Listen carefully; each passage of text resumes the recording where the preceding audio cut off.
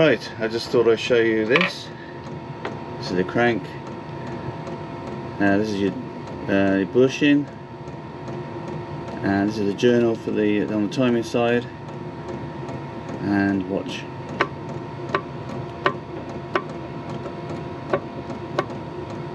Unbelievable, isn't it?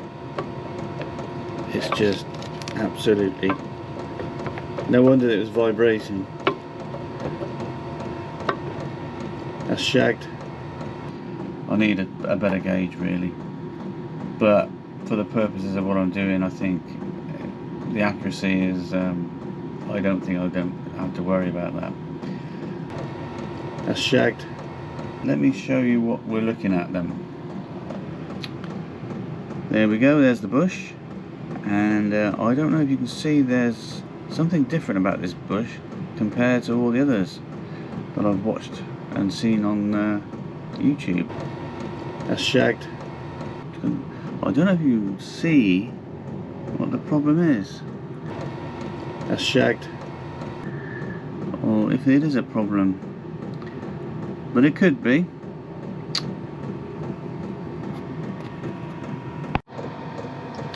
So if you can see, that's how loose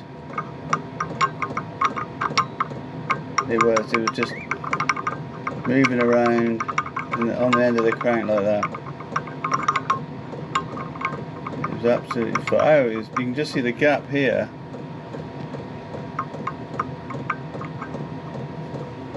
Get it on there. Oops. You can see the gap. There you are.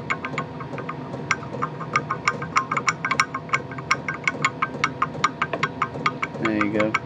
That's the gap. It's just wobbling about on there. It's over, I think. I think I measured it in one place. It was 1.421, and then the other side was 1.411.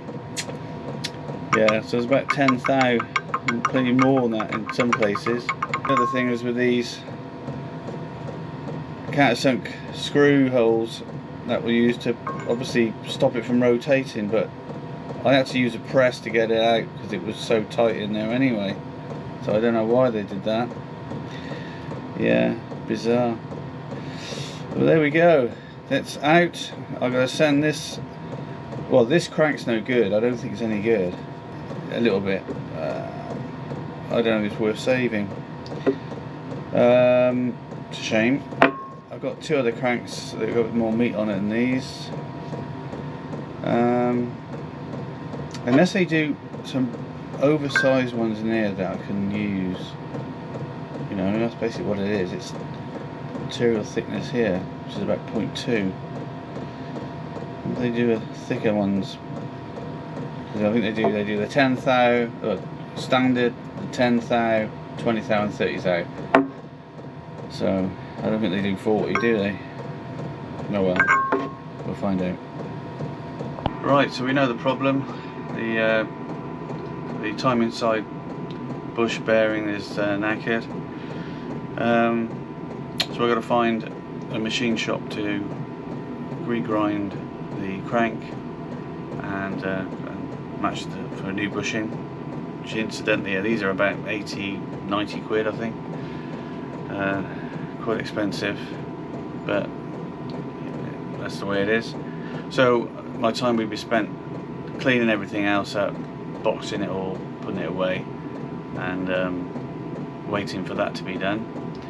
And in the meantime, I shall probably start on my other projects I've neglected. So perhaps on the Honda CB125 or the CT125.